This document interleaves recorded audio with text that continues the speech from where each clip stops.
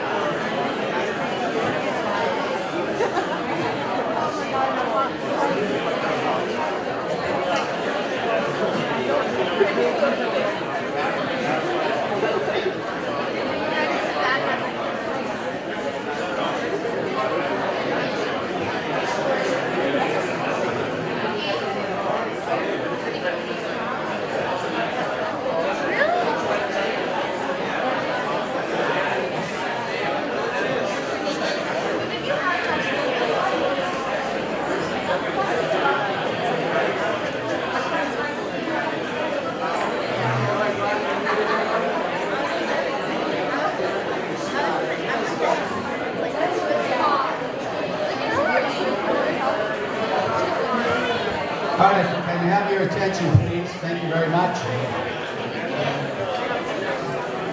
So tonight is the final public forum relative to the new Lowell High School facility.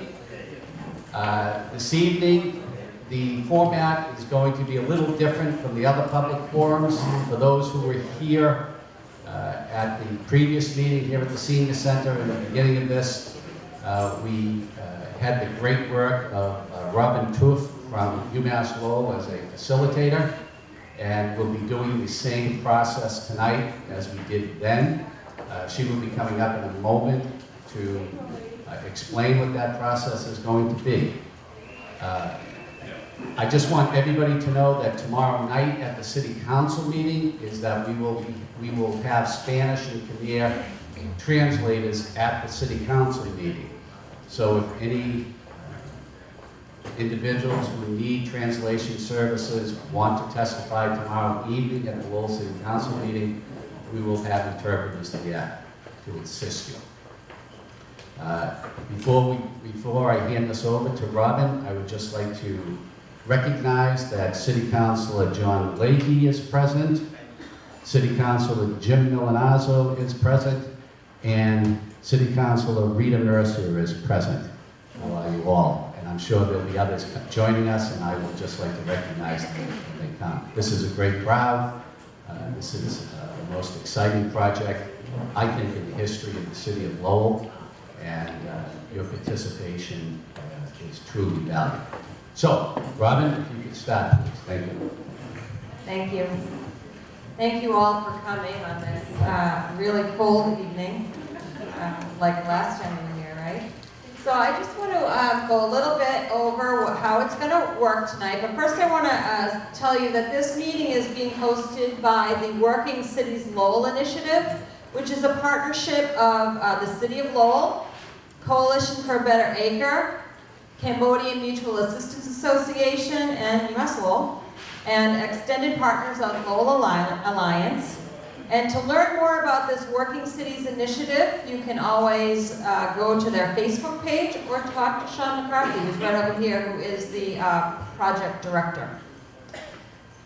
The way it's going to go tonight, if you were here last time, will be pretty similar.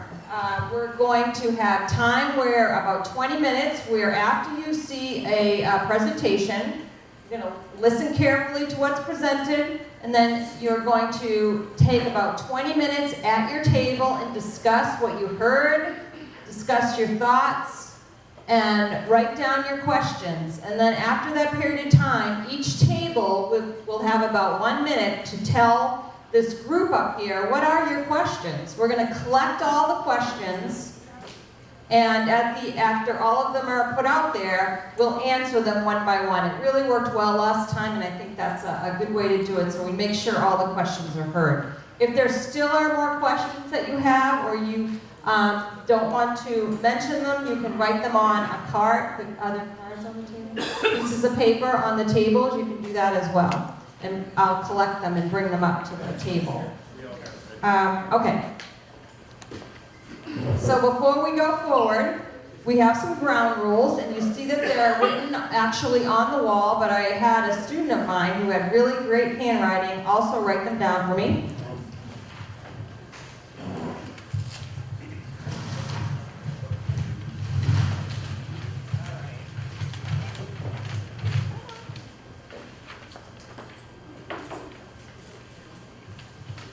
All right, seek to understand what is being said. You're going to use really good listening skills. And don't interrupt people who are talking. Wait to be called on to talk. Don't take up all the time talking. Make sure that everyone at your table has a chance to speak. If you speak the whole time, there won't be a chance for everyone to be heard. Be respectful. Being respectful is being respectful of agreeing or disagreeing, both ends. And you can challenge one another's ideas, but not challenge personally. Challenge ideas. All right, and just to remind you, they're around the room. All right, so there are note sheets on the table. There's also slides of the presentation on the table to use as resources. And what I'd like to do now is to have each table has a facilitator, I hope. Raise your hand if you're a facilitator at your table. So look around, who's your facilitator at your table? That person is going to hopefully guide you through the conversation and call on people to talk, and that person is either going to take notes or they're going to ask somebody at your table to take notes, because you want to have those questions at the end when it's time for you to speak what your table talked about. There's also tables that are going to have Spanish translation and Khmer translation. Where's the Spanish translation table? Raise your hand.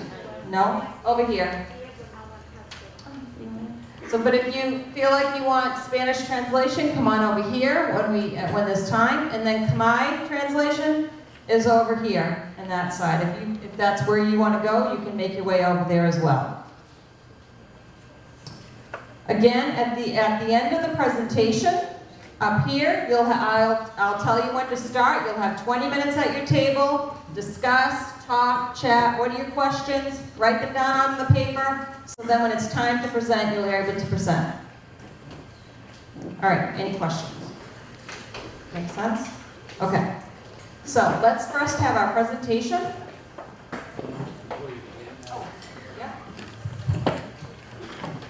Just want to recognize that Councilor Jim Leary has joined us. Thank you, Councilor.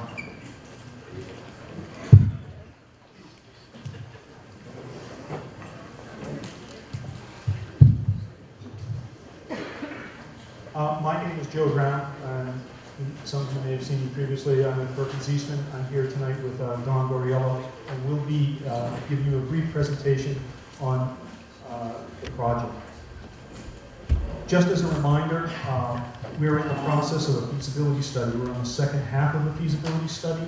We did our preliminary design program in February, and now we're about to complete our preferred schematic report, and that will be submitted to MSBA June 29th. We then will be moving into schematic design. And just a few dates to remember. Last week we had 2 city council meetings on Tuesday and Thursday. We had a community meeting on Saturday, and of course we're having a community meeting this evening as well. Tuesday, tomorrow, we have a meeting with the school building committee. They will be making a recommendation to city council on their preferred schematic option. And that evening, city council will be voting on that recommendation of the preferred schematic option. And as I said, we're submitting to Massachusetts School Building Authority on the 29th of June. We have 2 meetings potentially scheduled with a subcommittee from MSBA, and that's on July 19th or July 27th, where we will be presenting that final option to MSBA along with the district. And we have a board meeting that is scheduled for August 23rd. Just to recap in summary form, the options that we have been studying. It's the nature of a feasibility study for things to change. And in the transparent processes you all have been experiencing, information is different over time. We get better information the more we do it. And so over the last couple of months, what we've been doing is a lot of detailed work and further investigation, which have informed a lot of the options that you're going to see here this evening. We've adjusted our program across all options. So all the options have the physical spaces to meet the educational program that you'll see here this evening. We have geotechnical investigations that have been done over the last couple of months, and soils investigation for the civil, geoenvironmental investigations, traffic study, a very preliminary energy model, historic investigations, and endangered species investigations. And that has happened across all options. 2 that are specific to the existing school is structural investigations, as well as building hazardous materials investigations are done in more detail. So that information informs the options. So with regard to that, I'll go through each of the options quickly. Full renovation is $343,585,000, and the city's portion of that is $130,022,000. Option 2 is additions and renovation option at the downtown site. That's $343,948,000, and the city share of that is $135,320,000. Option 3 is another downtown site option. It's additions and renovations. The difference there is there's a piece of land that was thought of being an option to consider to expand the site so we have more green space. That option is $352,559,000. The city share of that is $143,232,000. And then we move on to the college site. There are 2 options there. And that may be a little different than what you remember when we were speaking back in February. We have a 4-story option and a 5-story option. The 4-story was refined as we continue through the design. And the 5-story was to look at what it would mean on the site. We were able to pick up an additional field to address the Article 97 concerns at Lowell, as well as increased parking. The 4-story option is $339,152,000. The city share of that is $152,160,000. The 5-story option is $336,138,000, and the city share of that is $149,439,000. And now Dawn will take us through the design in a little bit more detail.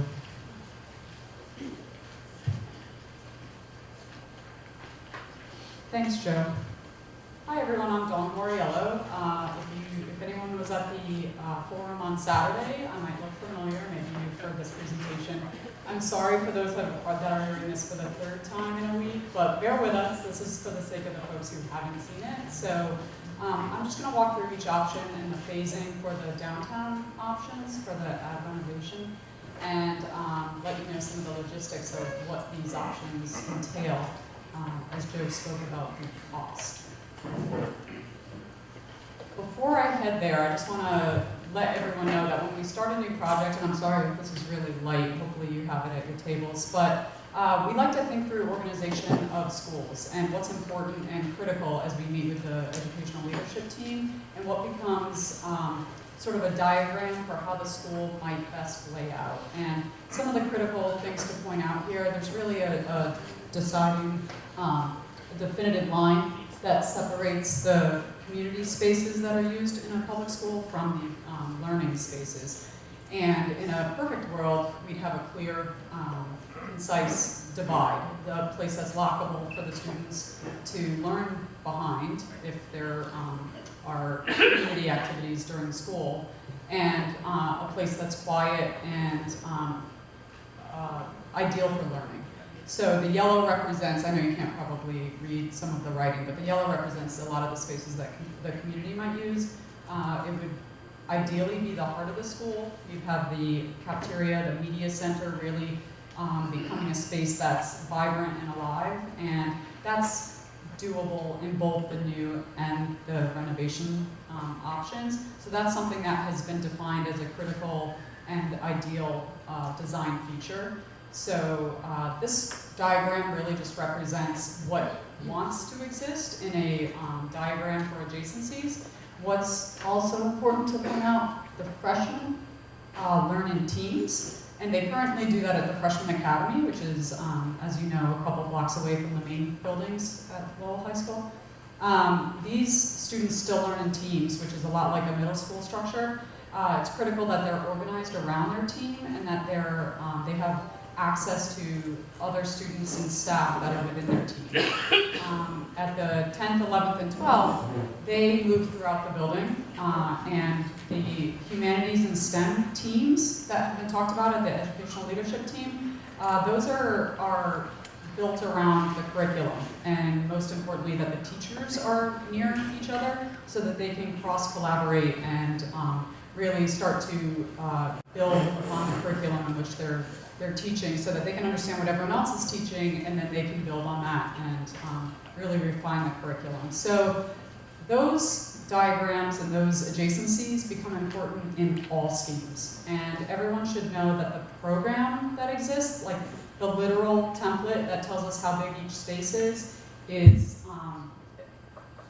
it's the same in all schemes. So all 5 schemes have media centers in and about the same size. The caveats in that when you're dealing with existing structure in the building, sometimes the spaces vary, but they're all within a really defined limit set by the MSBA. So everything is built on the same space template, which Joe spoke about, and it has every space allocated that is needed for the school. So that's important to remember as we look at the plans for all of the options. They all have the same spaces. The full renovation is the largest in square footage. It actually takes on the most amount of renovated space, because in this option, we're renovating the buildings as they exist, renovated as new, which means that every space is going to get touched, all the systems will be updated, it will hopefully be unrecognizable in the fact that will be rebuilt to meet the educational needs of the space template and the spaces that are needed for modern day education. They have a small addition to get us, it's on the south side of the board, just a small addition to get the media center and kitchen up to MSBA standards. But for the most part, and a new entry, there's a new entry at the front, more welcoming, warm entry. That was important as we sat down and set the goals for this project. This is the plan, impossible for you to read, I'm sorry. But what it's showing is that literally all these spaces are the same in every option. And if anyone has a particular question regarding where something is in the building, bring it up in the Q&A, and I can point to it in each option. This is just a 3D massing. There were some questions about heights and how the new construction might fit in downtown. This, again, you can see the white is new construction, the small addition on the south side of the 1980s building, as well as the new entry. And the gray represents existing building. As it relates to phasing and construction duration, I'm just going to speak to the 3 downtown options quickly on that. The full renovation requires the most temporary space. In the first option, we would renovate the existing gymnasium, and just for reference, we can clear out 40 classrooms in the existing building with both scheduling changes and reduction in dedicated computer labs. Those will go to computer parts. And what that allows us to do is to have some swing space within the existing building, so not everything is required to be in modular classrooms. So phase 1 renovates the gymnasium with a temporary gym over near the AOT garage. And this buffer zone in the lower building represents some classrooms and the space that is required to separate contractor from student learning. And this happens on all 3 floors, so this is just representative on a site plan, but the idea is that in this particular building, 2 floors, but as we move over more floors, there are no contractors above or below students learning, and that's important in all schemes. The exception to that you'll see in options 2 and 3. There are extensions of the tunnels, as they're called, or the bridges, that allow students to get to some of the spaces across the canals, but students aren't stopping and learning there, they're literally traveling through. So that's important to know. No one will ever be learning above or below contractors. After the gymnasium is done, we would switch out the temporary gym and put in classrooms. Some of them would be in that same location. There's an allocation for 20 more locations to be determined. But it's important to know that that's needed so that we can get through the renovation in a timely manner and put students in learning spaces. It's also important to know all of these phases are a full school year, plus a summer on either end. So if students are not coming back from Christmas vacation and having to find a new science lab or a new English classroom, it will be everything, all the classrooms will be numbered in the same throughout the entire school year, and then the following year things will change. So we will make our way over to the 1922 building, also a year, 3 months, and then the Program Hall side, as well as the bridge. And then lastly, this is the longest at 5 years. The Freshman Academy would also take a year plus a summer. So the full duration is 5 years plus a summer. So whenever you see the 3 months, it's always a summer. We try to capture the summer before the school year as well as the summer after the school year. So that's always a 15-month. So if it's confusing why we always do that, that's why we're always trying to work around the school schedule. Option 2 is not unlike option 1 in that it needs to be phased, but there's quite a bit more new construction. One of the goals that was important to the project that the full renovation does not meet is bringing the freshmen onto campus. It's important that they have their own space. Like I alluded to earlier, they are taught in a different manner, and as they start to get integrated into the high school itself, they want them separate but on campus. And this option starts to achieve that. What it does is builds a new 5-story freshman academy pretty early in the project. If you don't know where that is, it's right here. The classrooms are north-south facing, which is ideal in new construction. It's controllable light, and the Father Morissette happens to run east-west, so that's perfect for new construction orientation of classrooms. And then also a new field house, which includes the natatorium, the gymnasium spaces required to meet the MSBA, and locker rooms, wrestling, ROTC spaces, etc. Again, this meets the same space template sizes.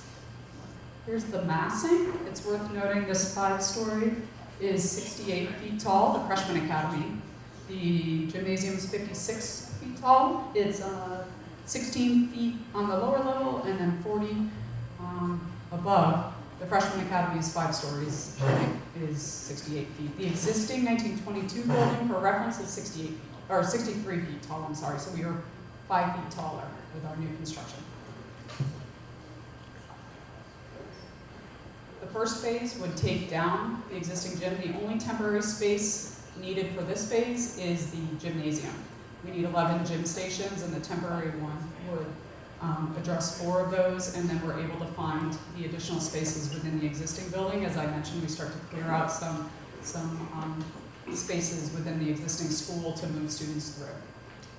So this takes down the existing building, builds the Freshman Academy, the field house, and then a small addition on the south side floor. Once we build that, we have 64 additional classrooms in the Freshman Academy building, this piece, and then the 40 that I alluded to earlier within the existing building. So we have quite a few more classrooms to swing students through in this space. So the phasing goes a little bit quicker. I already went through it apparently. There's Lord. The white dots represent the extension of the tunnels to the spaces that need access. Again, students aren't stopping and learning there, they're traveling. So that's important to know as you see white arrows and white dots. And we move across the canal and then do the 1922 building in 2 phases, just like the other. The first, the upper half, north half, and then the south. This total construction time, 4 years, 4 school years, 3 months. Option 3, as Joe alluded to, includes the 75 Arcan property, which I'm sure everyone's aware of. What this does is, it's a similar program in that we have the Freshman Academy new construction, we have the new field house construction and the entry, but quite a bit more substantial green space on campus for ROTC use, marching band use, general use, lunch outside, etc. Here's the plan. Sorry it's so small. There's the massing. The Freshman Academy is again 68 feet tall, and the field house is the same. And this, it's just, you might notice that the Freshman Academy is back a little bit from Father Morset, and if this option is indeed the one that moves forward, we may look at bringing that forward, making the green space in the middle a little bigger. That's not set in stone, so at a time there was a pull-off onto Father Morset for some busing that happens up to the athletic fields. Whether or not that's needed is to be determined, so we may just push that up and then give more green space to the quad or the inside green space. So phase 1 would be 1 year, 2 months, and that would not affect the students at the high school. All of that construction happens on 75 Arcan. So the impact on the students wouldn't be immediate in that there wouldn't be contractors in the existing building. They would be building the new field house on the south side. From there, we would take down the existing gym. So again, that first year, they're using the existing gym while the new one's being built. We'd take that one down and build that same Freshman Academy, north-south facing classrooms, and get those 64 classrooms built. But what's nice is that there are no classrooms to take down when they take that gym down. So there's no swing space needed. So no temporary gym, no temporary modulars required for learning. So once that's built, and we also are able to take some of these, because again, we have the 40 classrooms that I spoke about. We have quite a few, we have 104 classrooms once we get the Freshman Academy and that piece of Lord complete. So then we take over the rest of Lord, plus part of the 1922 building. Again, the white dots indicate just movement, not student learning. And then we take the rest of the 1922 building. Total construction time is 4.5 years, 3 months. It's important to note that one of those years, as I mentioned earlier, does not impact the students directly in that there's new construction happening, just not in the building that they're learning. So we have 2 collie options. This is the 4-story. There's no phasing here. I can speak to some of the site-specific questions if they come up at the end, but I may just say that They both have two different flows of buses and cars. What's important to note, in any new school site, it's safe to separate bus drop-off from car drop-off, and that is always why we have two, so that buses and cars are never intermingling. So in this particular option, the buses are on the Clark Road side. They all come off of Village. That's important to note. All the buses come off of Village. But they come up and loop around and drop on the back side.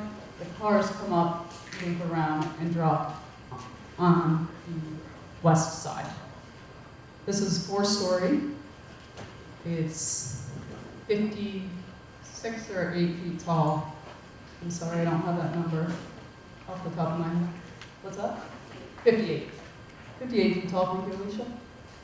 Again, the plan representing all the same spaces. This is massing, there's no context, I'm sorry, but this is 58 feet tall at the tallest, which is the 4-story academic side on the left. And then we were asked to look at a 5-story. The 4-story has 750 parking spaces. We also kept the Colley Stadium intact, did not touch, and replicated 2 fields for Article 97 in that case. And we were able to get 750 spots.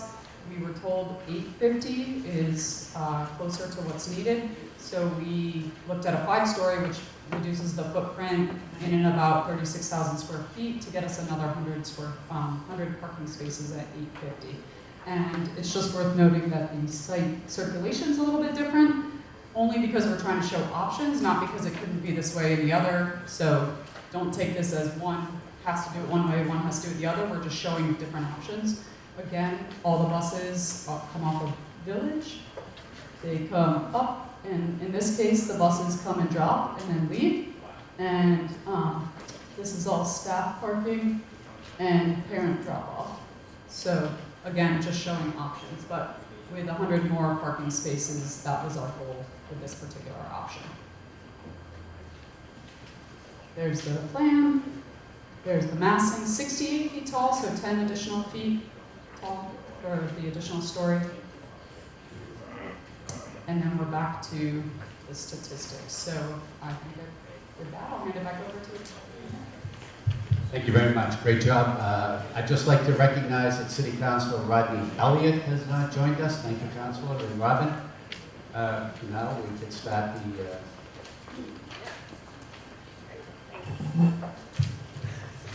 All right, so at this point, remember, we're going to be speaking with each other at each table. You're seeking to understand what is being said, not necessarily to agree with it. We're here to learn about the options. We're here to learn about what people think about it, feel about it, and what they have to say about it. And we're here to be informed. So your facilitators have some notes at their tables, talk about each of the options, the pros and the cons, and write down your questions, because at the end of 20 minutes, we'll come back together as a whole group and we'll put those questions out there. And the questions can be for anyone on the panel up here. All right, so at this point, you have 20 minutes to discuss and talk, introduce yourselves to each other, and go.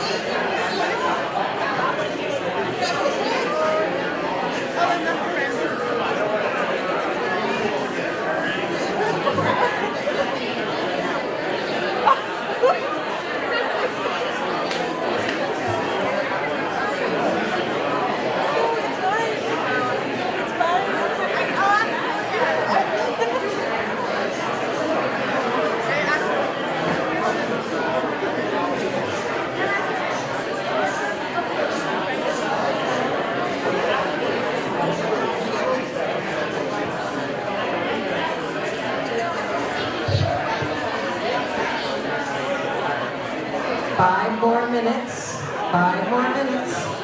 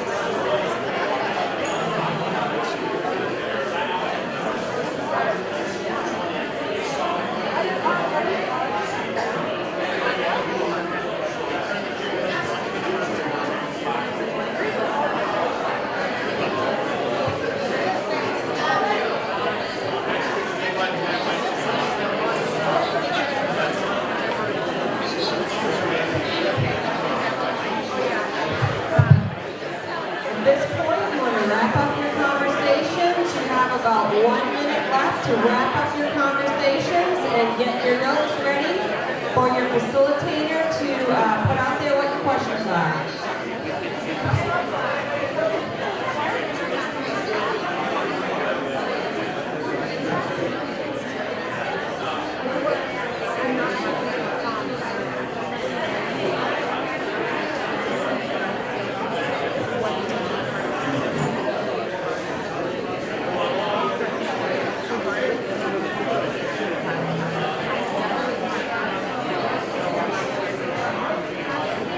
All right, we ready? If I can call your attention up here, we're ready to go.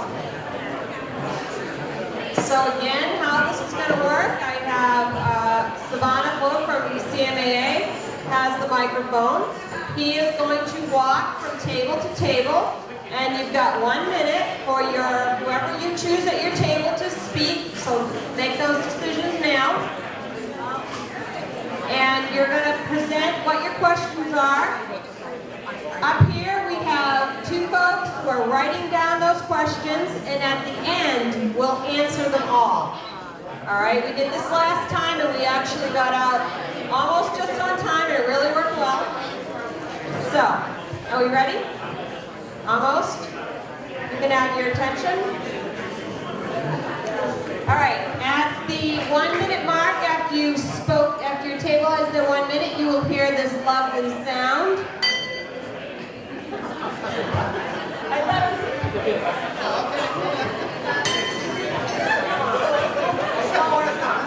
All right.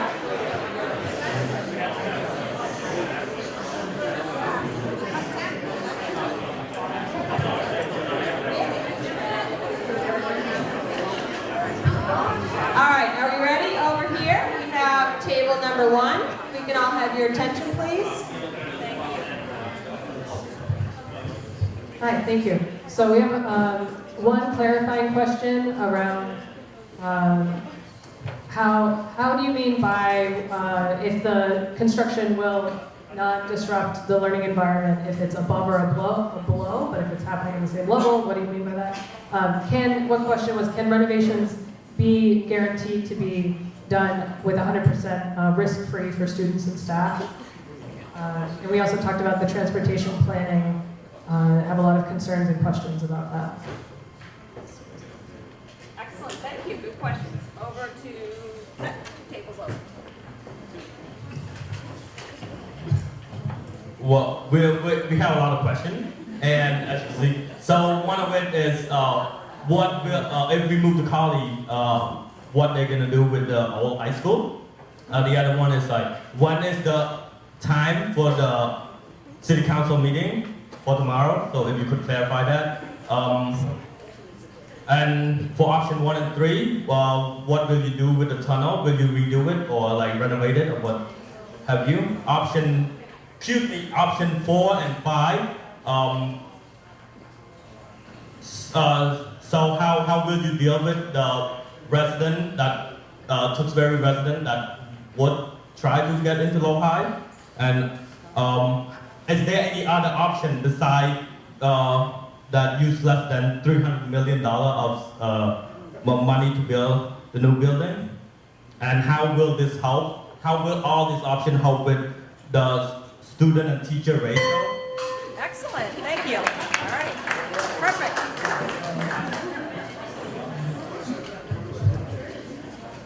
I'm going to try to be quick. What percentage of students live downtown and what percentage would be walking to College? Which fields are not going, if any, if the option is chosen at College? What is the maintenance plan regardless of which location is chosen? How long, if any, how long of a delay, if any, if option 3 is chosen? If renovating for downtown, will we be doing this again in 10 to 20 years?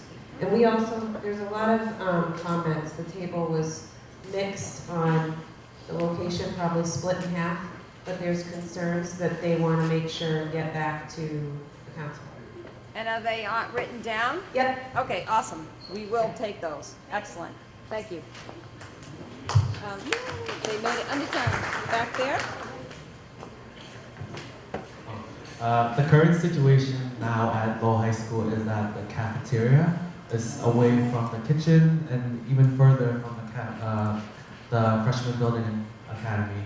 So one of the key point and concern that we have is that will the cafeteria be in one space in the new location Colley? All right, excellent. Great, thank you. Is there anyone at this table? Okay, we have many, many questions. For both sites, we have the question, do any of the designs allow for expansion? We want to know what it means that they're going to be available for public use. What does community use mean? We want to know what happens to things that already exist that are named after someone. Does that get carried over to new places? In terms of the downtown side, we want to know about the soil under 75 Arcand and about asbestos. In terms of the Colley site, we want to know about the cost for infrastructure to changes to 38 Andover Street. And I think there's at least one more thing. Is Tewksbury going to allow parking, which I think is a necessary thing for Colley, as we understand. Is that everything? Excellent. Oh, we want to know about both sites, whether they'll have air conditioning or whether they'll allow for air conditioning in the future. Excellent. Oh, and we want to know about sports and whether there's going to be busing for sports going on both sites. Okay. Is that it? Excellent. Okay. Thank you. All right, over here at this table. Woo! Okay. So we have a couple questions. One is just looking at the 3 options downtown, with 1 being least disruptive and 10 being most disruptive. What is the difference in the level of disruption between the 2 downtown options? This one's a little bit more thought-provoking. This is looking at the downtown versus Colley options. How do you value a school in an urban context and compare it to a school in a more open area, non-urban context? Excellent. Thank you. Over here. For options 1 and 2, will Freshman Academy be taken care of first? Option 3, what are we gaining other than green space compared to option 2? Option 2 is there flexibility with opening up green space. For the Colley options, have there been studies on importance of congestion, impact of congestion? What is the benefit of the green space versus the one that has more learning space? Option 3, if Freshman Academy is available, has there been any consideration into transitioning small businesses into that space? Why is an eminent domain a part of the Colley options? Does the final cost include the reimbursable monies? Why is the 5-story Colley option less expensive than the 4-story option? For option 3, it lists higher operating costs. What's considered energy efficient? What is that on a yearly basis throughout? And will energy savings at Colley equal increased cost of busing? All right.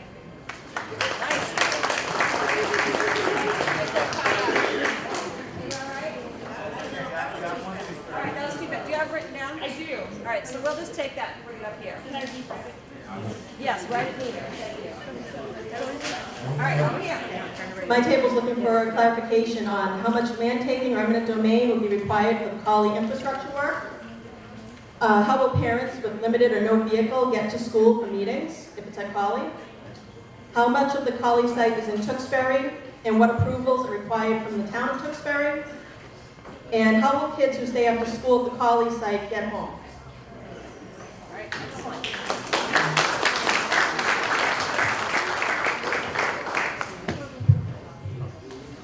So we have a few questions as well. One of them is about bus transportation. It was estimated to be about $3 million in costs. So what's the plan for coverage? Are taxpayers going to cover it? Is it going to come out of the education budget? Another question is, have any studies been done to see what services students are using downtown currently, like CBA, CTI, Lowell Community Health Center? And if some of those services are being used, how are they going to be replicated at the Colley location? What efforts have been made to reach out to underrepresented populations that, and does the City Council think that the lack of diversity there will impact these underrepresented populations? Does Colley Field meet Title IX requirements to have an equal number of fields for both male and female? And the last question was, how is the decision made to turn the former Lowell High space into luxury apartments, and what's the anticipated revenue?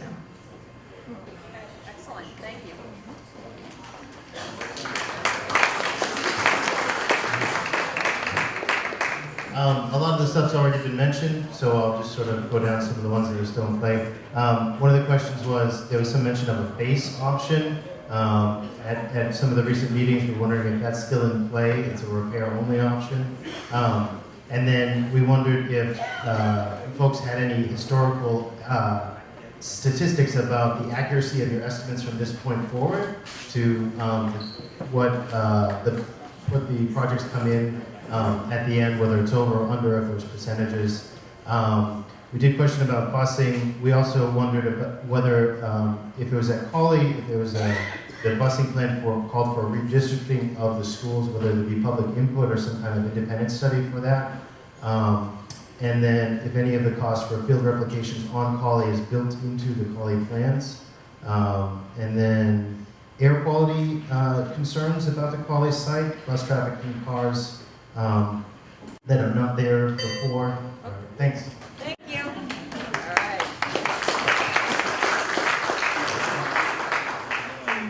What is the plan to make up for the loss of the land with options 4 and 5? What happens to the freshman academy if options 2 or 3 are chosen? Who put together the pros and cons sheets that are on the table? Not who did the translation, but who decided what was a pro and a con? Would the students be bused to their after-school programs in option 4 or 5? And where would construction equipment and trailers go during construction for options 1 or 2 or 3? Great, thank you.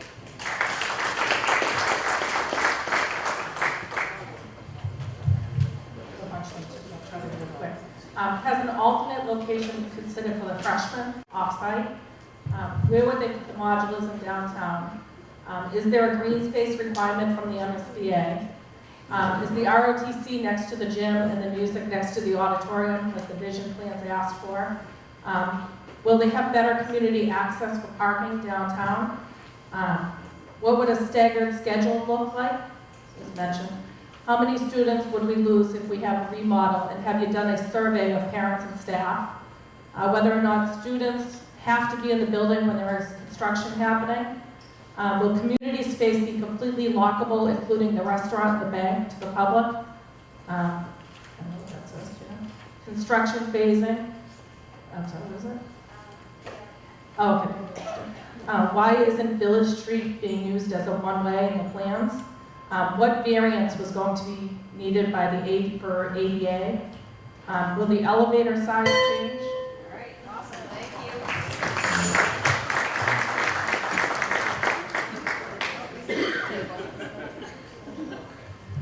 We had a few from the youth table, more designs and art in the building, art and creativity, I think Destiny means, bigger classrooms, activities and after-school programs, a graduation area for special events. Excellent. Thank you.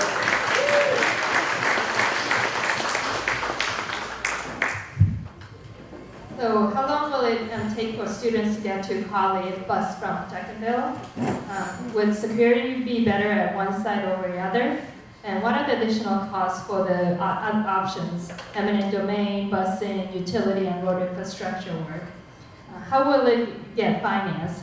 What is the estimated share of the taxpayers? And how good is the estimates? Who will pay for the overruns? And what is the accountability of them not getting the numbers right?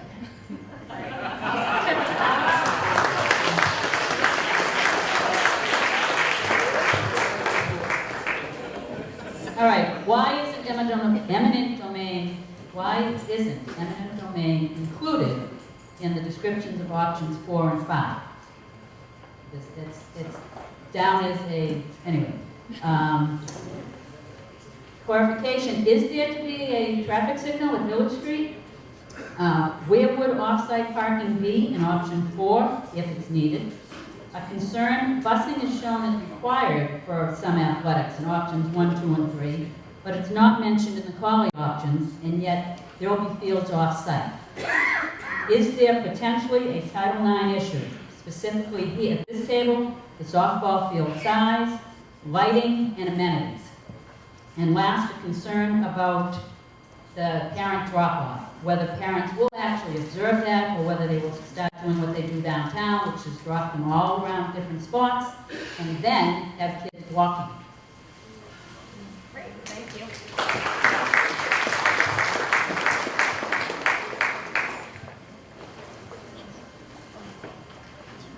How will they control the students or staff to come and go from Douglas Road and Clark? Will they use side streets, which is likely that they will? Regarding transportation, if they miss the bus, if students miss the bus, because the majority of them actually walk. If parking goes, where does the med flight copters land? Where does the fire, police, and DPW go for training? Dumping of snow, where does the snow go? What is the cost difference in transportation, which we know obviously Cali would have a very high cost. Is Village Street wide enough for 2 buses to go by at the same time? After city buses drop off students, bus drivers decide which route to exit, so there will be traffic.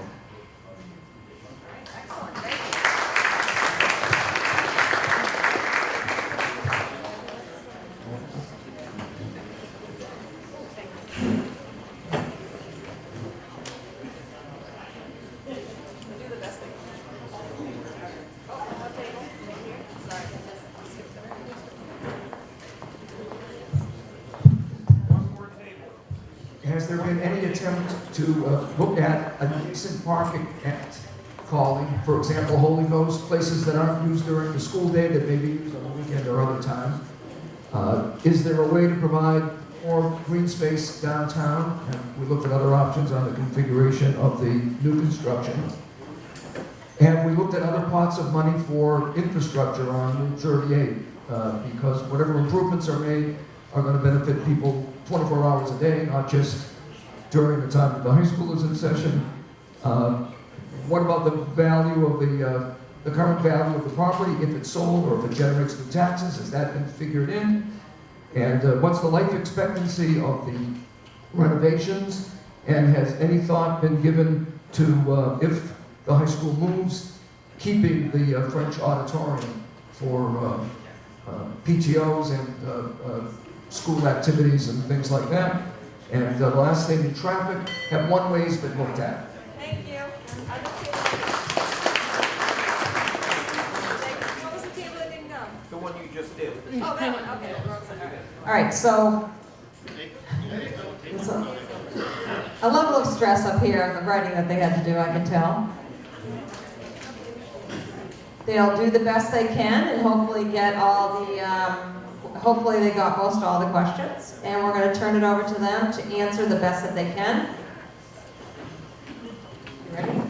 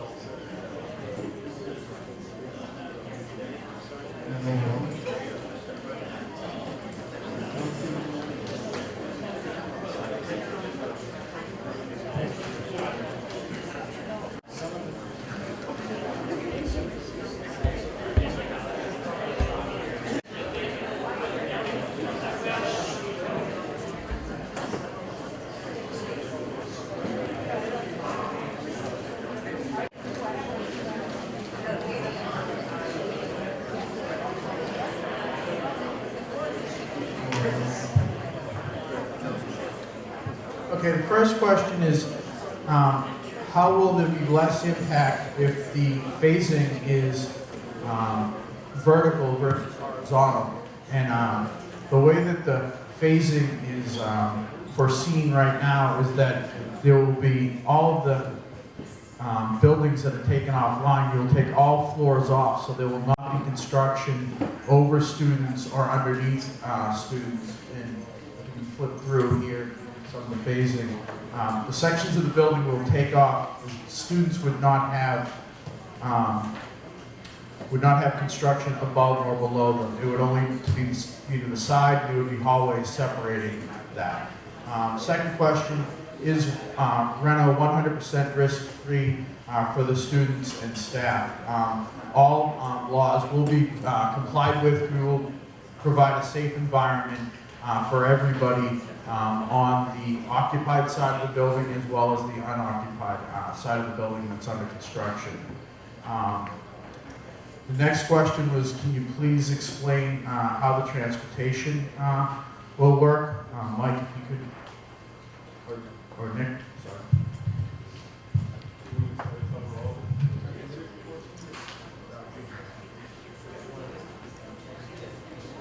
All right. Hello, my name is Nicholas Bostonetto. I'm the city's transportation engineer. And the question is, how will the transportation work, I guess, at Colley? Since Colley's moved, so if the high school was to move out to Colley, the plan is to have 46 school buses take all the kids through Colley. So the city, the school department would have 46 buses. I believe the cost would be $3.2 million per year to do all that busing. And then we're also anticipating about 2,381 vehicle trips. Staff would mostly drive themselves, about 500 staff would drive themselves. We anticipate about 350 students driving themselves, and then we anticipate, a couple thousand people just, drop-offs and things like that. So that's in an overall picture, the transportation plan. Downtown, if you keep the school downtown, the transportation plan, we're always improving the traffic signals downtown. We're already planning on improving the intersection of French and Bridge Street with a brand new signal system. We would also upgrade the intersection of John Street and French, and also do something with Arcan Drive. That would be about $400,000, just upgrading signals. Over at Colley, we're anticipating about, I think the cost would be something about $3.85 million to do transportation improvements out there. $3.85 million plus any additional right-of-way costs, utility costs, anything like that, to add traffic signals and widen roads to handle all the traffic.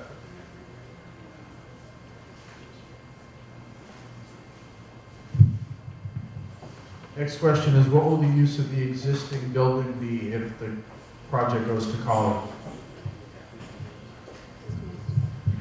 As of right now, we haven't explored any possibilities to what the buildings could be used for, but our assistant, the DPD commissioner, Kevin Coughlin, wrote a response to the city council, I think it was last week, and he talked about mixed use in the 1922 building and some type of development over on the 1980s Lowell campus. So right now, what we're focused on really is the site selection and the feasibility study.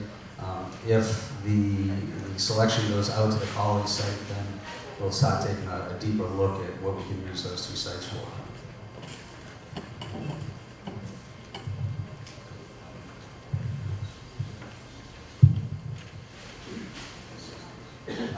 There's a question about the time for the city council meeting tomorrow night. It is at 6:30.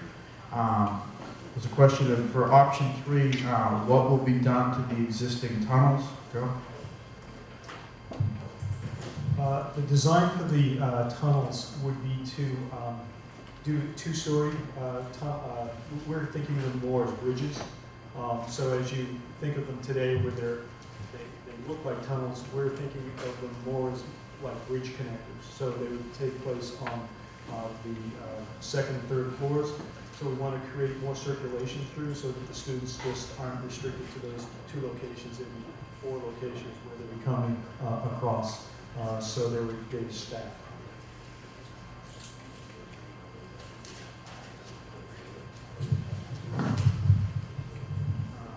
Next question was, how will the student-to-teacher ratio be impacted?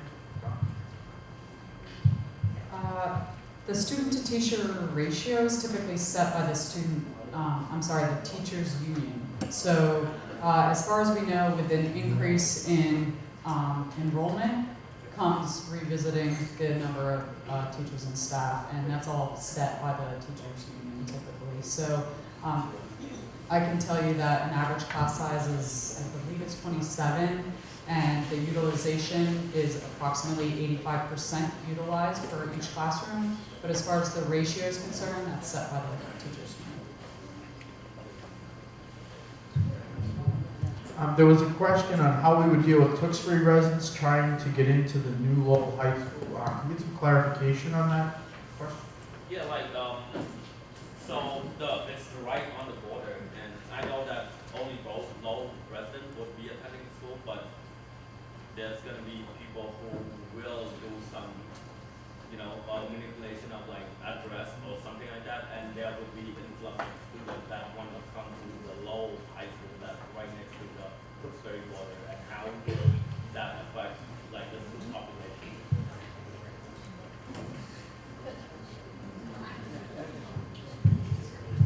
I'm not really sure how to answer that, actually, to be honest with you. Sorry, the question wasn't on how the student teacher ratio will be affected, it's how it will improve with any of the options.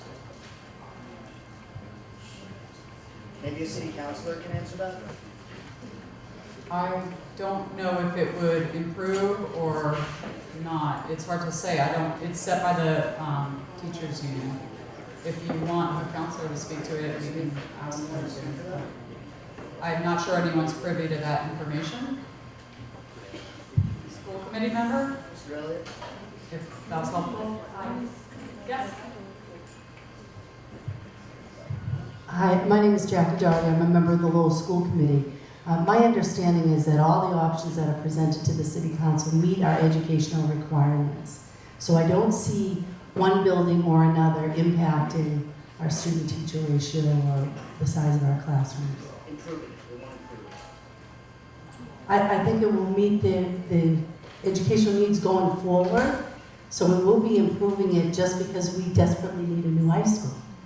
But in terms of getting the numbers down, I don't see it really alone doing that. Either one of them.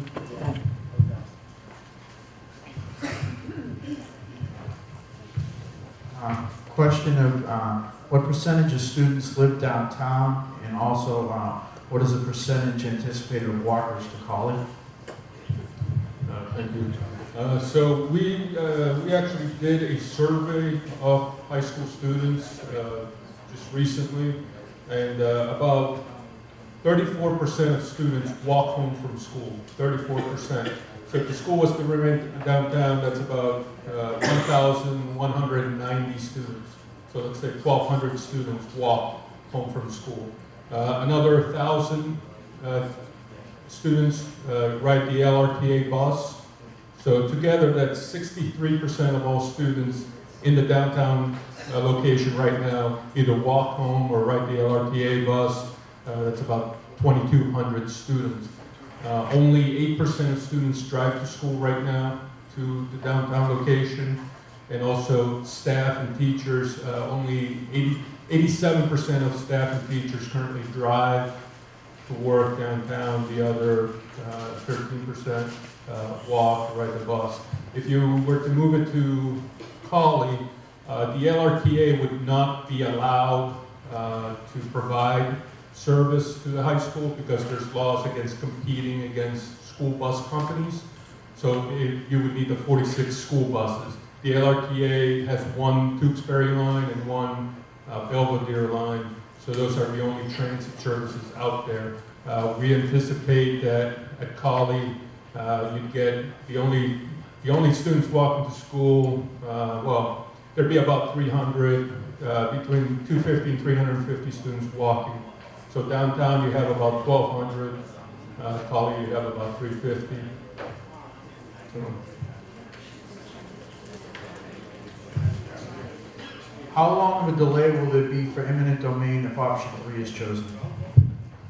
Actually, there won't be a delay at all. If option 3 is the selected site and eminent domain is necessary, and that's what the council votes on, once the city council takes that vote, the city takes ownership of the property, and it won't delay the process moving forward.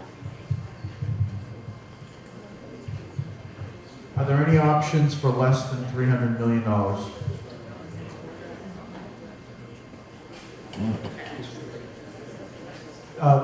There is an option that we do when we start the study process, and it's called base repair. And that came in at $270 million. And what that does is it just fixes the things that are wrong in the building. It meets code. It will bring the building up to handicap accessibility. It replaces things that are broken, replaces building systems, heating systems, lighting systems, and so forth. What it doesn't do is it doesn't address the educational program. So the educational program that we've been developing for the last number of months, that these 5 options here that you're seeing all meet that educational program. The base repair does not. With regards to the base repair option, there are 2 programs, 2 tracks. One is the core program, which Lowell High School is in. That's why we're conducting a feasibility study. A base repair is also considered what they call the do-nothing option. They have us look at that to say, if the district didn't participate in a core project with the Mass School Building Authority, what would it cost the district if they were left on their own? So one of the requirements is that if there was a decision to go in the direction of a base repair, it would really require the city to meet with the Mass School Building Authority and to have a conversation about what's possible prior to any kind of a vote here. If the project proceeds with any of the downtown options, will we be doing the same thing in 10 to 20 years? As a requirement of MSBA, we have to design the solutions for 50-year buildings. So our solutions are designed to last for 50 years. So the maintenance that you normally have to do in a building will have to be done. But doing major renovation to a building will not. So changing filters and mechanical systems and so forth, those things obviously need to be done. But the building has a 50-year life cycle.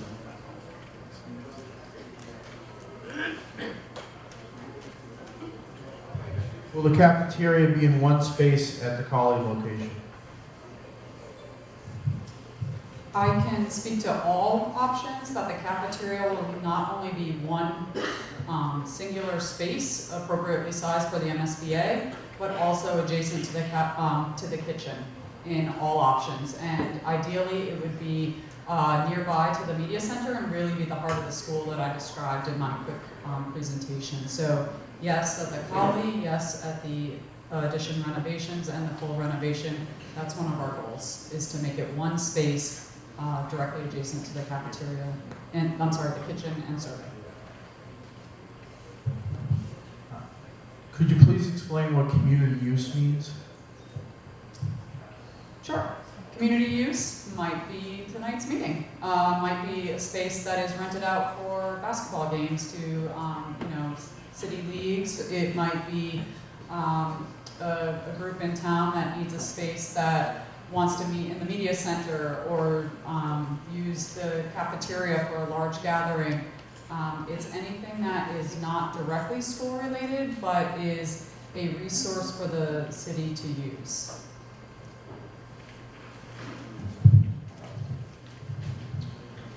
Will the naming of certain spaces at the existing high school be carried over to the new high school? As of right now, that is the plan. The names that are attached to a number of the facilities, the different buildings, will be carried over. Particularly, I'm always reminded on a daily basis that the cafeteria will be the first one brought over with the signs of Thomas F. Murphy cafeteria.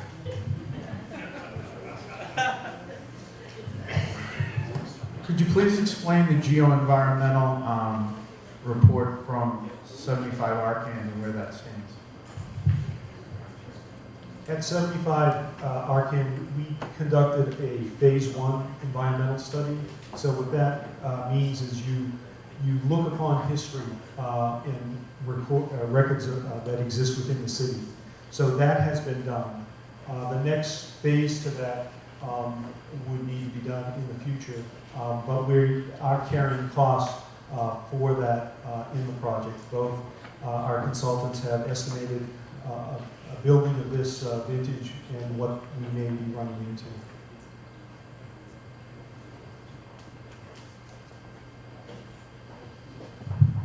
Will there be air conditioning in both sites? Yes, all of our options, all the cost estimates and the numbers that you're seeing include air conditioning in all of the options, both sites.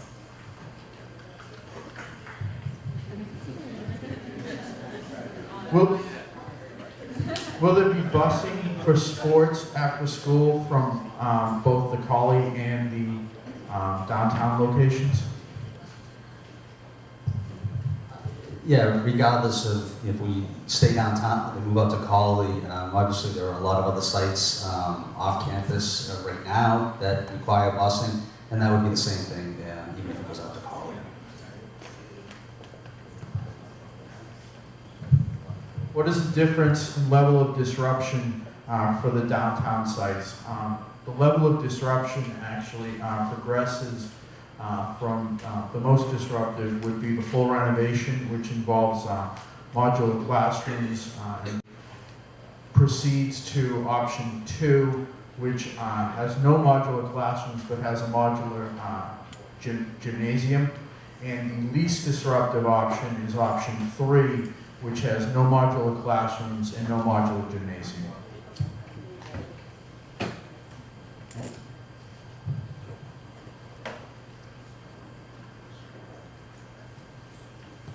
In option 3, how do we gain green space? I guess I'm not sure if that means that you want more than what we're showing, or how is what we're showing larger, but I guess I'll address it from either scenario. You asked the question, oh good, how you get more than what we're showing. We can potentially take the freshman academy that is shown substantially away from Father Morset versus option 2, which is right up to the sidewalk. We can play with where that building is located to increase the green space. Or we could have green space along Father Morset. Maybe that's not ideal with the amount of traffic. You may want it on the inside courtyard, if you will.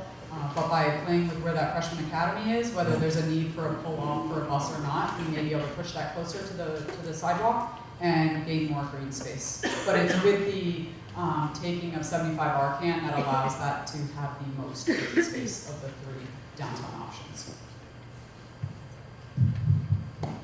Why is an eminent domain not currently listed as part of the Collie option? So that's actually a fair question. I think what most people are looking at with handouts over the last probably week or so, we can have the handouts, the presentation that you're looking at up here, and that's from Perkins Eastman. So everything here is based on the scope within the boundaries of the MSBA project. Those other reports that you've heard of from Roger Street, sidewalks up Douglas, Clark, those were actually council motion requests. So those are separate. So those 2 are separate items.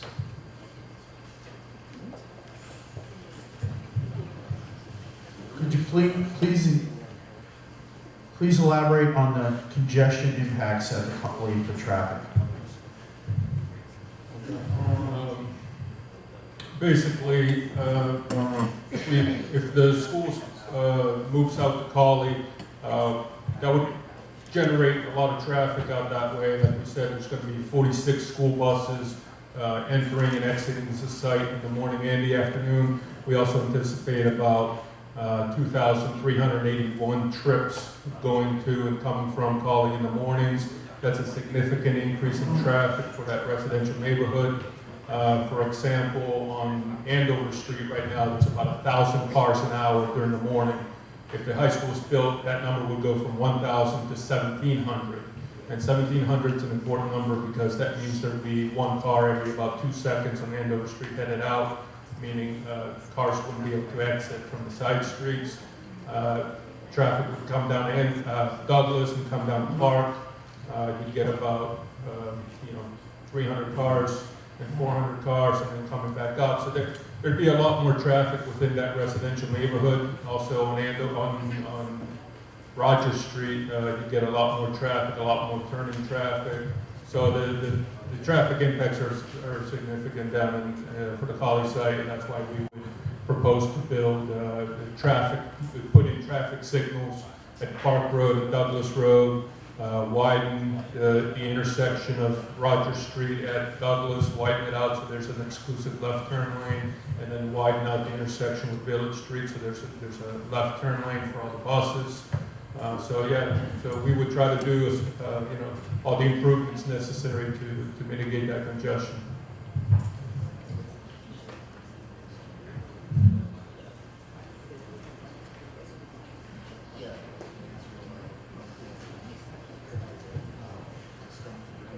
Will the energy savings at Colley be offset by the busing? We haven't got far enough into the study to get to that level.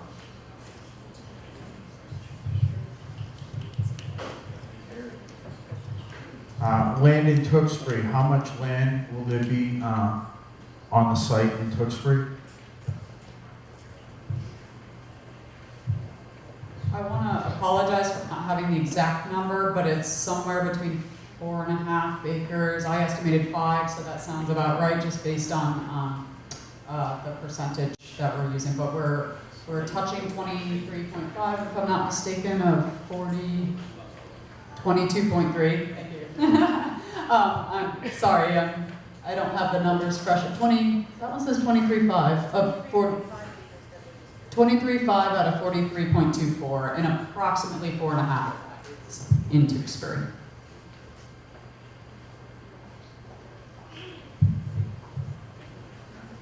How will you go about the approvals for Tewksbury? As has been stated before, the city has already reached out to officials in the town of Tewksbury, and they have been receptive. Just to expand on that for a second.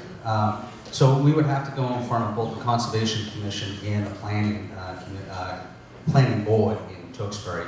The manager and I have met with the town manager of Tewksbury and the assistant town manager already regarding the process.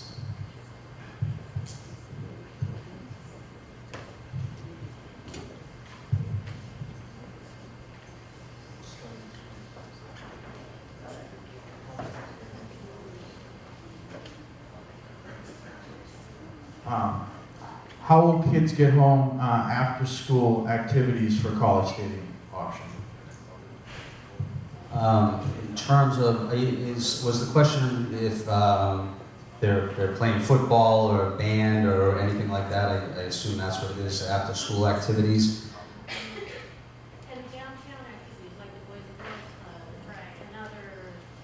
Oh, how will they get down if they're going to Girls Inc. or, you know, I'm sorry? Otherwise, from our standpoint, the city standpoint, we haven't talked about that yet. That will be something for the school administration.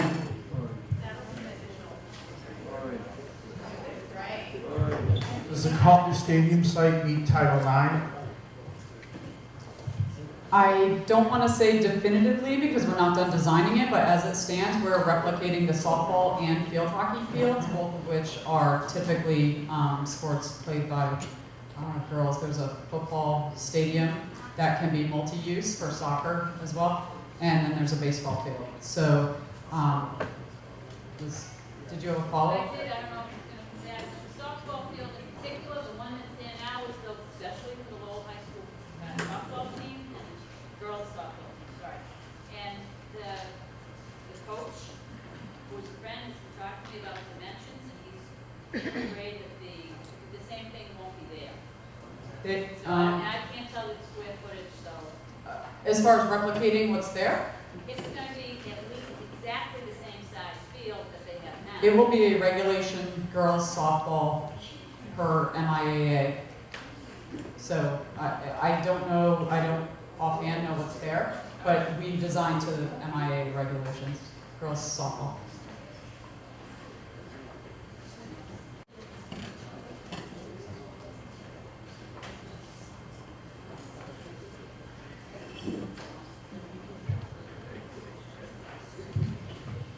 How is the decision made for luxury apartments at the existing site should it go to college?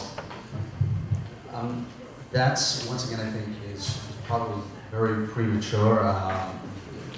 We haven't had any discussions with any developers yet at this point, or I know there's been quite a bit of talk of the University of Middlesex taking over those properties. And okay, all I can say right now is we have not had any discussions with any of those institutions or developers. I just had a follow-up question. I believe one of the city councilors went on record at Tuesday city council meeting stating that that's what would happen to the property if it were to be moved to college. I'm sorry, what I didn't hear. I said I believe one of the city councilors went on record at Tuesday city council meeting stating that's what would happen to Lowell High if the site were to be at college. A city council stated that it would go to, well, Please one. repeat the question. Yeah, repeat the question. Hold on, I'll have her ask.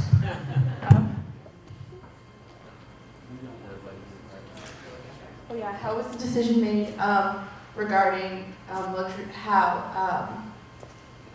If it was voted that the site would be moved to colleagues, one of the city councilors has gone on record stating that that space would be then used for luxury apartments, and so we were just curious as to how much the city would potentially be making from that and how that decision came about. So.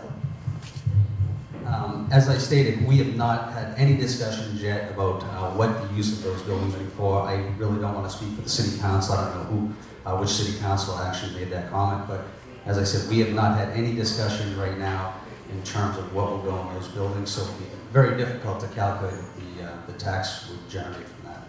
Okay. So that was a statement the city councilor made without all of the nuts and bolts. So it's Microphone. Okay, so it's 8:10, and I know that we said we'd wrap up by 8, but there are some more questions that haven't been answered, so if you want to stick to it and hear the rest of the answers, that would be great. And we understand if you do have to leave.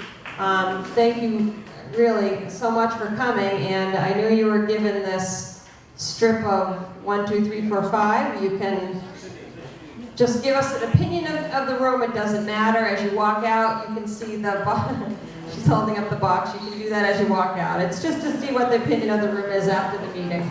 But please, we're going to go on and keep answering questions as long as there's people here. What is the historical history of estimating accuracy going forward from this point? The accuracy of estimating continues to improve as we move forward. In these early studies, the estimate is based upon the level of information we have. So as we move forward, we get more detail in the design.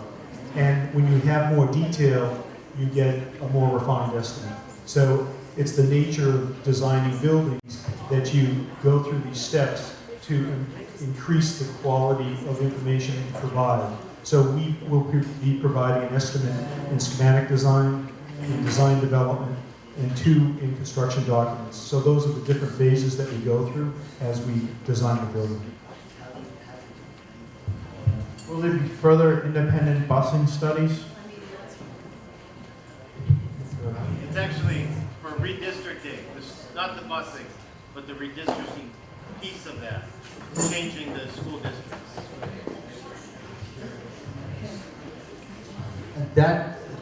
So right now, we're talking about the $3.2 million number that we keep throwing around out there for busing. So that's what we're basing on, the worst case scenario. That plan that Mr. Dakota came up with, that really, once again, is a school administration. They would have to figure out where they want to go with that. But in terms of that number, that's the worst case scenario that we have to factor in. 3.2 per year. Per year, correct.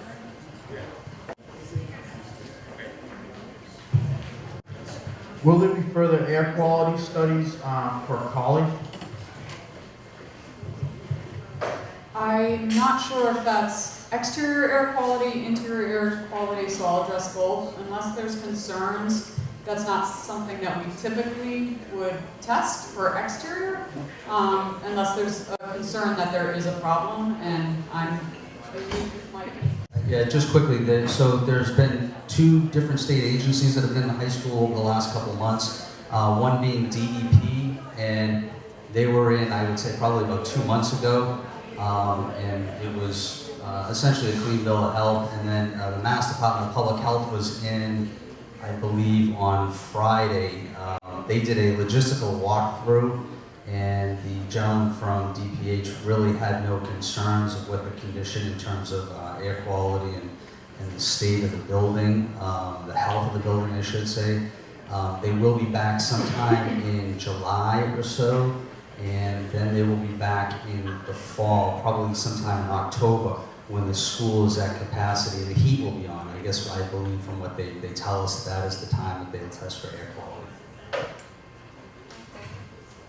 I'd also like to say that during construction and in the case of the renovation, we run air quality tests during. So I don't know if that's...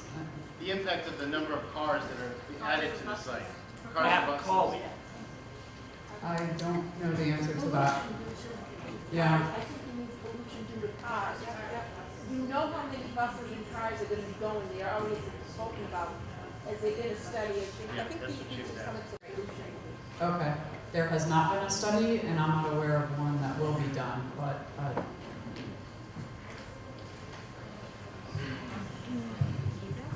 Could you please explain the field replication plan? So the field replication, Article 97, which I think probably most here are very well aware of. So initially, just to kind of recap again, initially there were 5 fields that were put in question. One being the Martin softball field, they practiced softball infield, field hockey field, and then 2 practice football fields, 50-yard football fields, a JV and a freshman. So what happened was we went to the Office of Environmental and Energy Affairs, and we actually proposed a replication plan. We have now, at this point, we're leaving the field hockey field up in its current location, moving down the girls softball field onto the Douglas Road parking lot, and then over on, we call it Manning Field up on Boston Road by the cemeteries. There will be a multi-purpose field that will be replicated up there, and that will satisfy the 4 fields. And then the softball infield, EEOA will allow us to actually make improvements to the 2 softball fields that are up on Manning Field right now. And that will actually satisfy the Environmental Affairs Office.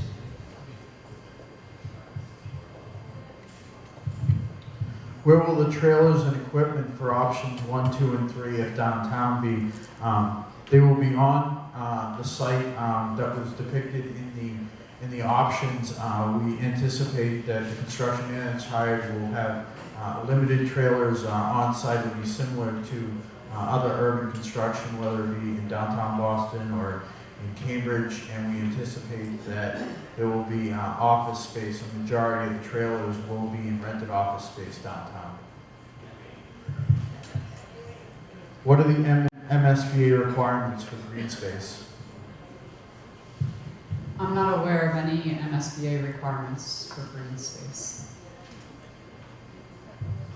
Who put the list of pros and cons together?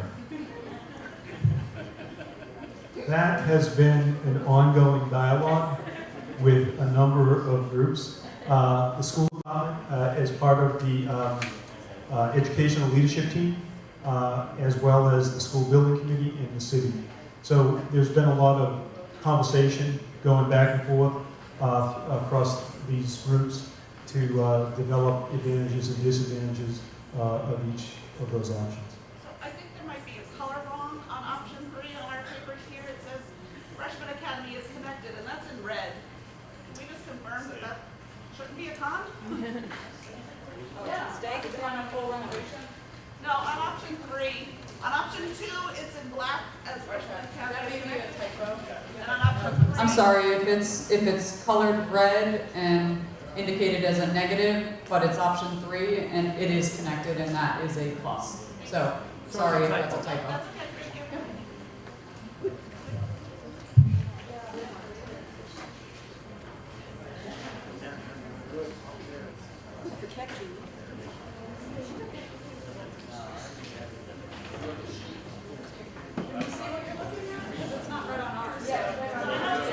It's not red up there, but it's red on our. That's my fault. No worries. Sorry, John. I think it was transcribed, and I really it was a mistake. Sorry. For the full renovation option, will the modulars be in downtown? We have depicted 12 modulars that will fit next to the parking garage. We are still exploring options for the 20 modulars in the full renovation option.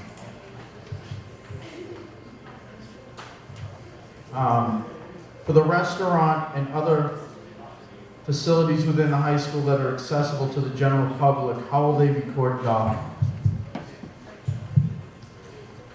The details haven't been worked out, but you should know that all of the public community spaces will be accessible and oftentimes we zone it so that you may have an auditorium performance happening and you may have, I don't know, let's say a bake sale or a community meeting that has food in another area, and typically we balance firewalls and egress with, during the day getting students out of the building with lock off for community. So as it relates to the restaurant and bank, yes, they will have locks and they will be open during their business hours for the general public to access, but when they're not open, they will be locked.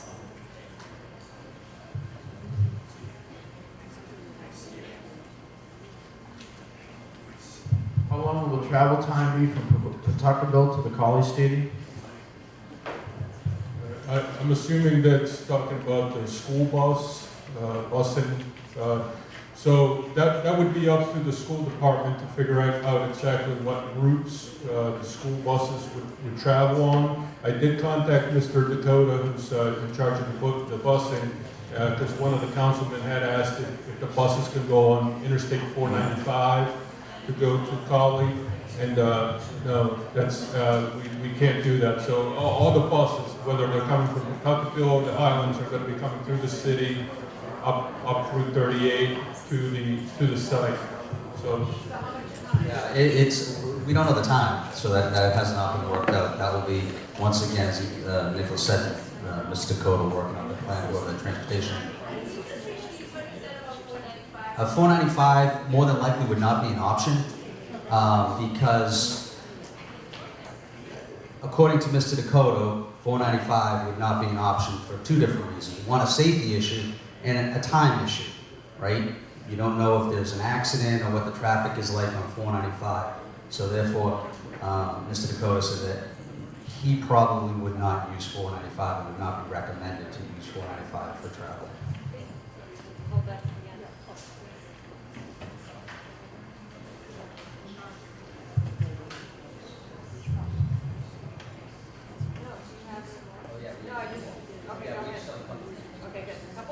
Why is Village Street not one-way in current plans?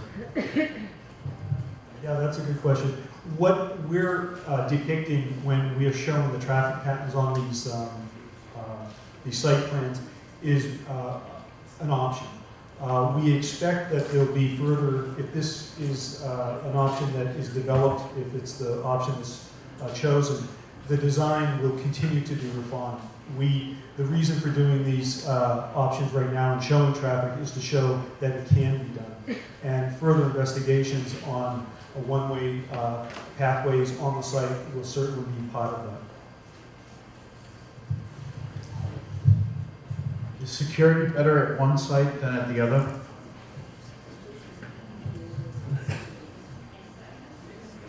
I can't say by site one would be better than the other. I can say that the full renovation has a downfall in that the Freshman Academy is still a separate, disconnected building from the main campus. So in that case, I'm confident saying that there is a security issue and that students need to leave that building and come to the main building and go back and forth at times.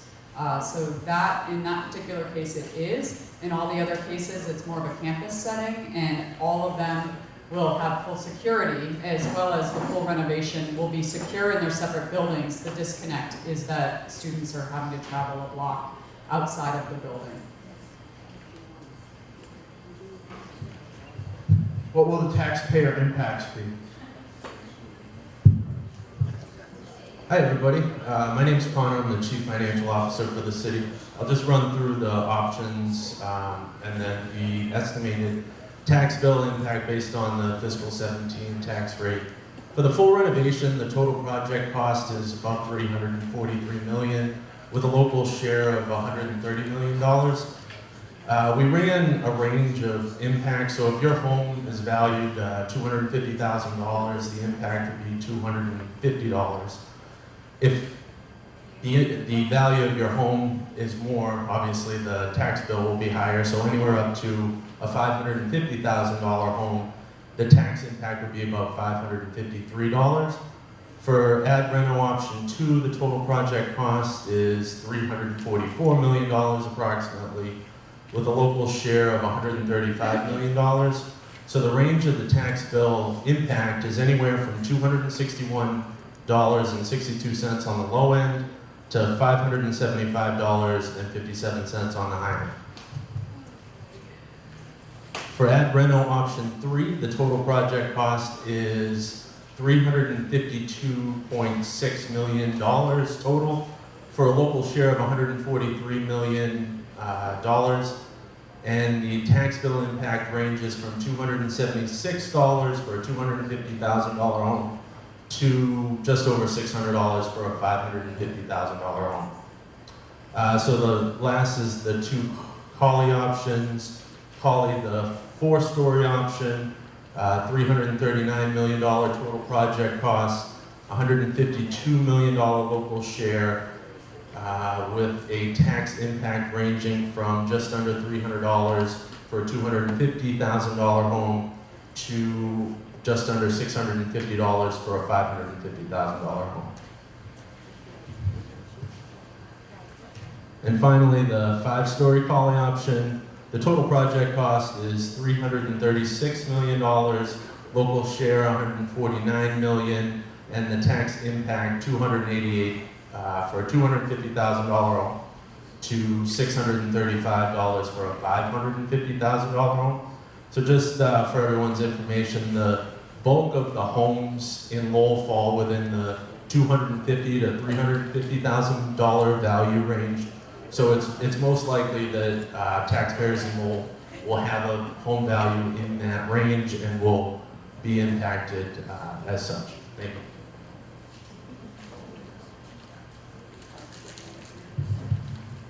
Will parents drop off the children wherever they want at the Collie site as they do downtown currently?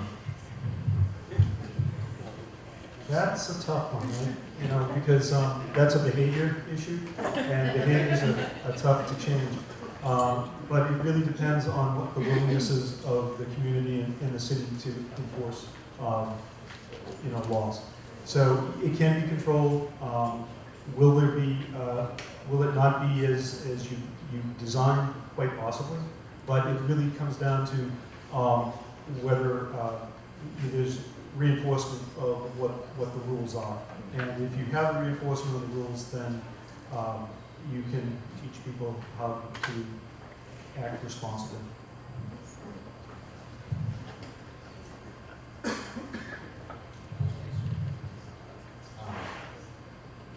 If students miss the bus, what will happen for them to get to college?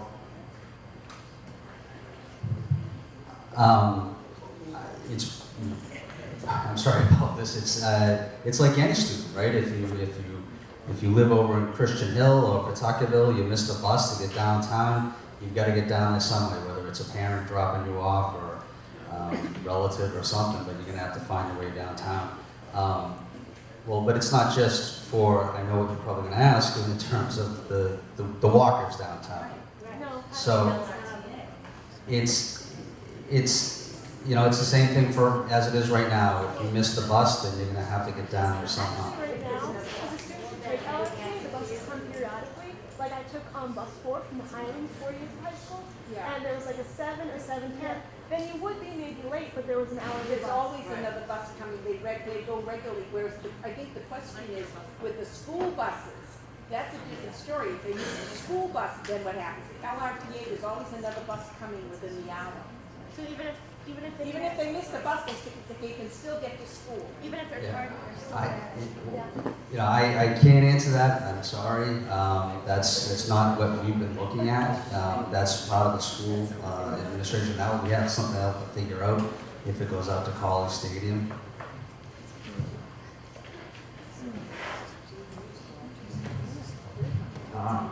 Where will the med flights go if there's a new high school at College? Who asked that question? I'm actually very impressed. That will be an issue that we'll have to figure out. As of right now, that has not been figured out in terms of what we'll do for that option over on that side of the city. We'll probably, in talking with the fire chief, we'll probably take a look over at Shed Park and go over to that area. I'm sorry, what? Middle of winter, when they dump all the snow in the parking lot there, what are we gonna do with this winter with the softball field? I'm sorry, once again? The existing parking lot at Crawley, in the dead of winter, the city dumps all this snow there. We won't use it as a snow dump. We won't be able to. Then where's it gonna go? We'll have to find an alternative for it.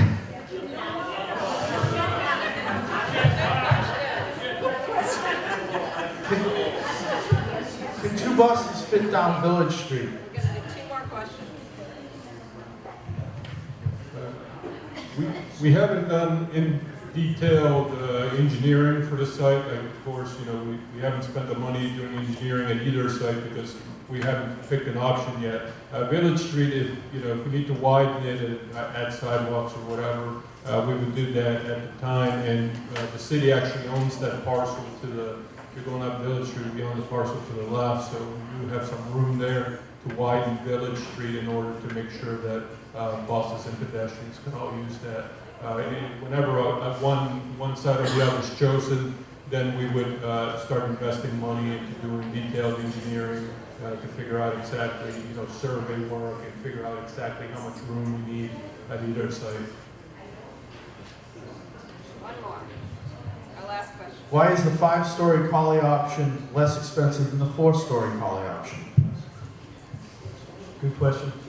The reason why 5-story collie is less expensive is that we're creating less of a footprint. We have less roof area and we have less wall space. So in doing that, we're able to save some money. Wow, thank you. That was a lot of questions and a lot of answers. I'm going to say that after, if you want to stay and come and talk for a few minutes with the folks up front, that's a really good idea. I want to say thank you to the Senior Center, and thank you to Working Cities, and thank you all for coming out. It's very late, so I know that if you want to go, you should be able to get the chance to go, and if you want to stay and talk to someone, feel free to do so. Thank you so much.